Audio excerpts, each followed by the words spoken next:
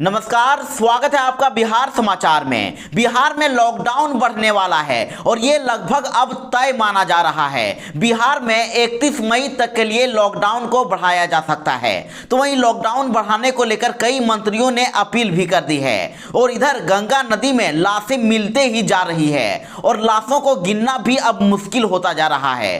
पप्पू यादव ने भी अपनी गिरफ्तारी को लेकर अब बड़ा बयान दे दिया है। तो सभी खबरें आपके काम की और सेलेक्ट हैं। तो आज की बड़ी खबरों पर बात करने से पहले आपसे एक छोटी सी अनुरोध है कि इस वीडियो को एक प्यारा सा लाइक अवश्य कर दीजिएगा।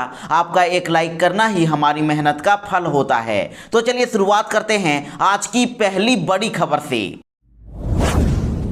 गंगा नदी में लाशों के मिलने का सिलसिला जारी है और अब तो बक्सर के रानी घाट पर प्रशासन ने महाजाल लगा दिया है और गंगा के जाल में अब मछलियां नहीं लाशें फंस रही है। बिहार यूपी की सीमा से लगे बक्सर जिले में मंगलवार को गंगा नदी में 71 लाशें तैरती हुई मिली थी और सब कहां से आए हैं, इस बात को लेकर बिहार और यूपी के सरकार के अफसरों के बीच विवाद भी शुरू हो गया था। तो अब इस बदनामी के दाग को धोने के लिए बक्सर जिला प्रशासन ने रानी घाट में महाजाल लगाकर गांव के दोनों किनारों को जोड़ दिया और इसका नतीजा भी तुरंत देखने को मिला। इस महाजाल में बीते 24 घंटों में 10 शव भी फंस गए हैं। तो वहीं कहा गया है कि बक्सर में घाट किनारे मिले शव उत्तर प्रदेश से बहकर आए हैं और इसकी पुष्टि भी हो गई है और बक्सर के रानी घाट पर मल्लाह गोताखारों और प्रखंड कर्मियों को तैनात किया गया है और साथ ही एक वीडियोग्राफर को भी तैनात किया गया है जो यूपी से आ रहे शवों की वीडियोग्राफी कर रहा है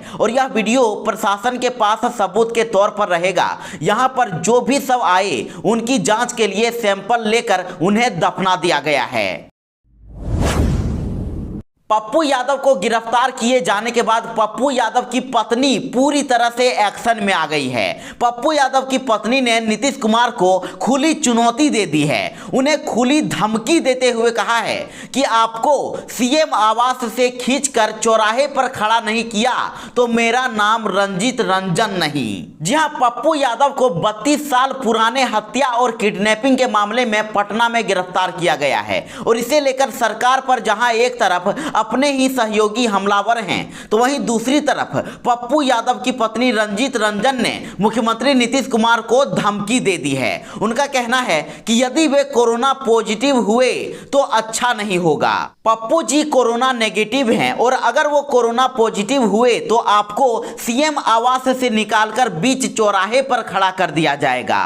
उन्होंने लिखा है कि कल पूरे दिन रात जो आपके प्रशासन ने पटना से मधेपुरा और फिर वहां से वीरपुर तक पप्पू जी के साथ जो ड्रामा किया है वह देख रहे हैं। उन्हें मेडिकल फैसिलिटी अभी तक नहीं मिली है। तो इधर पप्पू यादव के बेटे सार्थक जो कि एक क्रिकेटर भी हैं, अपने पिता की गिरफ्तारी के बाद सामने आए और अपने गुस्से का इजहार किया है। सार्थक ने ट्वीट करके कहा है कि जितनी हिम्मत मेरे पिता को थाने में रखने और गिरफ्तार करने में दिखाई है नीतीश कुमार जी, पिछले कुछ घंटों में काश उतना जोर अस्पतालों की निगरानी में लगाया होता तो उतना मेरे पापा को घर से बाहर नहीं निकलना पड़ता।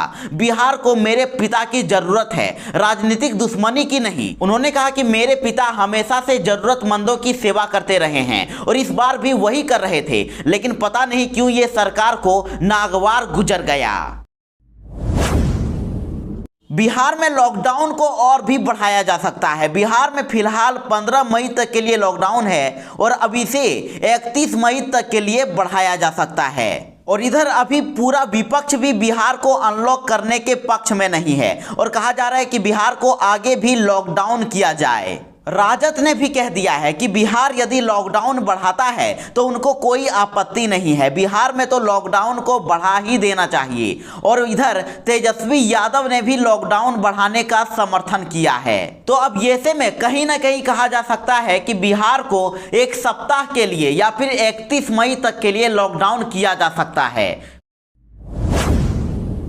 बिहार में 3 हफ्ते के बाद 10,000 से कम हुई नए संक्रमितों की संख्या।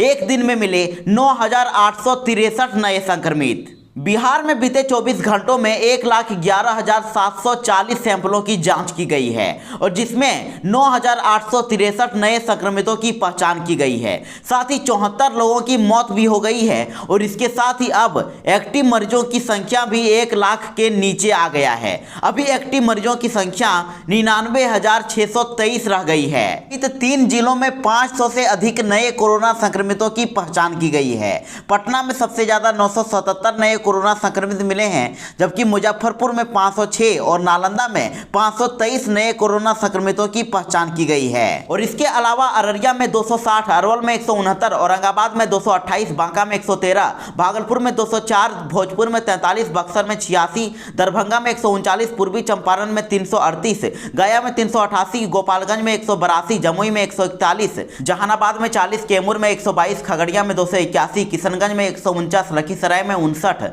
मधेपुरा में 180, मधुबनी में 317, मुंगेर में 276, नवादा में 125, पूर्णिया में 331, रोहतास में 113, सहरसा में 218, सारण में 343, शेखपुरा में 97, शिवहर में 111, सीतामढ़ी में 142, सिवान में 215, सुपौल में 291, वैशाली में 398 और पश्चिमी चंपारण में 339 नए कोरोना संक्रमितों की पहचान की गई है।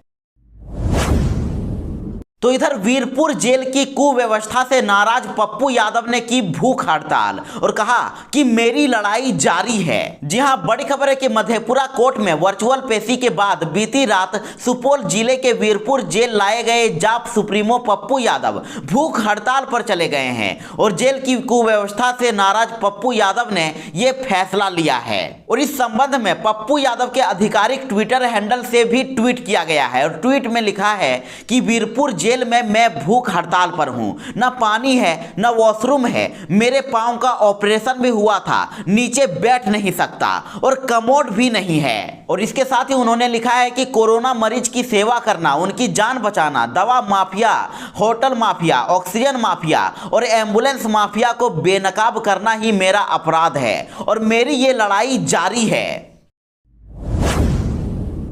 तो इधर पप्पू यादव की गिरफ्तारी के बाद अकेले पड़ गए हैं नीतीश कुमार। जदयू बीजेपी नेताओं ने भी उठाए सवाल और कर दी ये बड़ी मांग। जी हां, जन अधिकार पार्टी के राष्ट्रीय अध्यक्ष और पूर्व सांसद पप्पू यादव की गिरफ्तारी को लेकर अब अपने ही नेता मुख्यमंत्री नीतीश कुमार के खिलाफ हो गए हैं। और इधर सीएम के करीबी और जदयू नेता मनोजीर हसन का कहना है कि पप्पू यादव की गिरफ्तारी की जितनी निंदा की जाए वो कम है, वो गरीबों के मसीहा के तौर पर काम कर रहे थे।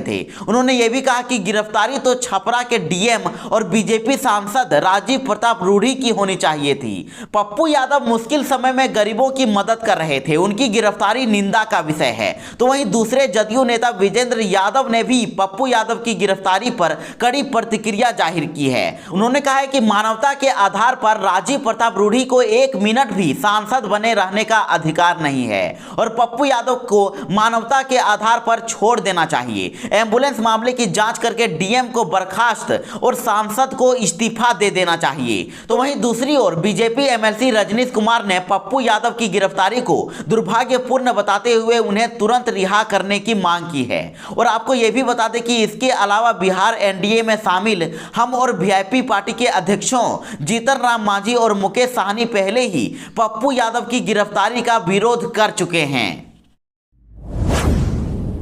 तो इधर राजद ने भी पप्पू यादव की गिरफ्तारी को लेकर एक बड़ा आरोप लगा दिया है। कहा है कि पप्पू यादव सीएम नीतीश कुमार के एजेंट हैं और गिरफ्तारी तो सिर्फ एक ड्रामा है। जी हां, राजद ने पप्पू यादव की गिरफ्तारी पर एक बड़ा बयान दे दिया है। राजद ने पप्पू यादव की गिरफ्तारी को एक ड्रामा बताया है और नीतीश सरकार पर भी निशाना साधा है। राजद ने कहा है कि नीतीश सरकार कोरोना महामारी से ध्यान भटकाने के लिए इस तरह का षड्यंत्र रच रही है। राजद ने तो पप्पू यादव के खिलाफ मोर्चा खोल दिया है और इधर मधेपुरा से आरजेडी के विधायक चंद्रशेखर ने कहा है कि पप्पू यादव डाकू है। किसी दौर में डाकू रत्नाकर महर्षि वाल्मीकि बन गया था, लेकिन अब दूसरा कोई डाकू संत नहीं बन सकता। पप्पू यादव को सेटिंग के तहत गिरफ्तार किया गया है। कहा कि सरकार और पप्पू यादव की सेटिंग है ताकि लालू तेजस्वी को कमजोर किया जा सके। पप्पू यादव की गिरफ्तारी शासन सत्ता की साजिश है और कहा कि पप्पू यादव डाकू और गद्दार है। तो इधर पप्पू यादव की गिरफ्तारी से नाराज कार्यकर्ताओं ने किया प्रदर्शन, कहा कि लॉकडाउन तोड़कर करेंगे आंदोलन। जी हां, पप्पू यादव की गिरफ्तारी के बाद जाप कार्यकर्ता जगह जगह पर सरकार के खिलाफ प्रदर्शन कर रहे हैं और बिहार के कई जिलों से प्रदर्शन की तस्वीरें भी सामने आ रही है।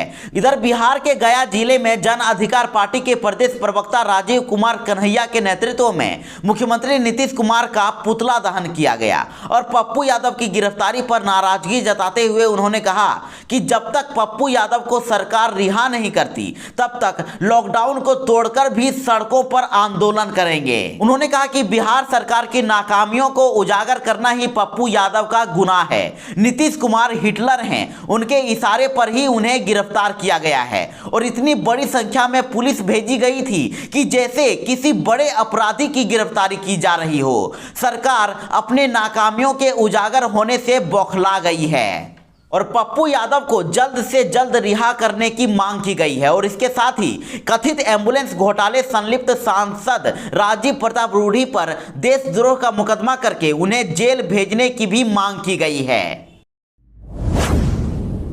तो इधर बिहार में पहली बार ब्लैक फंगस के मिले हैं 4 मरीज, 3 का एम्स में तो 1 का IGIMS में चल रहा है इलाज। जी हां, बिहार में पहली बार ब्लैक फंगस म्यूकोरमाइकोसिस के 4 मरीज मिलने का मामला सामने आया है और 3 मरीज एम्स पटना में जबकि 1 मरीज IGIMS में इलाज कराने पहुंच गए हैं और सभी का इलाज चल रहा है। आपको बता दें कि कोरोना से स्वस्थ होने के बाद यानी पोस्ट कोविड मरीज इस बीमारी के शिकार होते हैं और अगर शुरुआती समय में पहचान ना हो तो इससे बचना भी, जान बचाना भी मुश्किल हो जाता है और इसमें मृत्यु दर 80 से 85% तक है।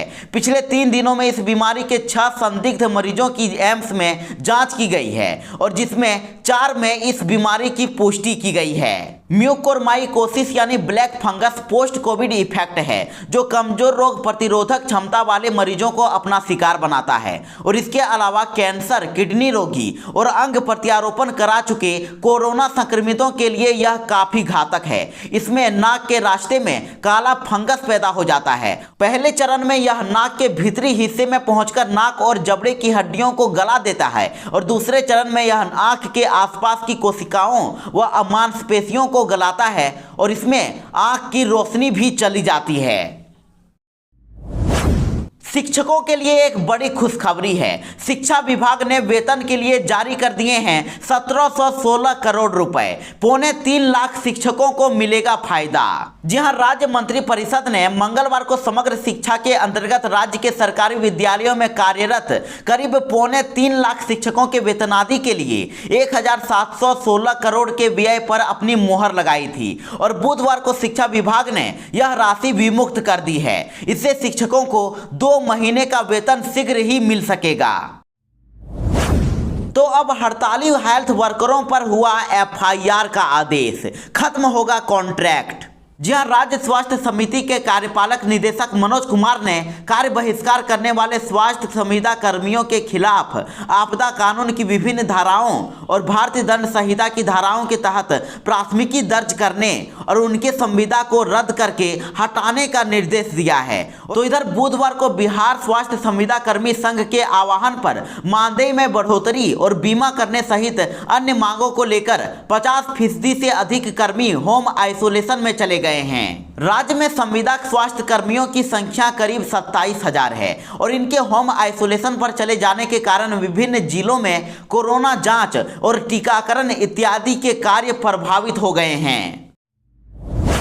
तो अब बच्चों को भी लगेगी कोरोना वैक्सीन। भारत बायोटेक को मिली ट्रायल की मंजूरी। देश इस वक्त कोरोना की दूसरी लहर से जूझ रहा है। हर दिन नए मामले मिलते ही जा रहे हैं और इसी बीच WHO के एक्सपर्ट ने भारत को आगाह किया था कि अगर कोरोना की तीसरी लहर आती है तो उसमें बच्चों पर भी काफी प्रभाव पड़ सकता है। तो इसी कड़ी में अब एक बड़ा कदम उठाया गया है।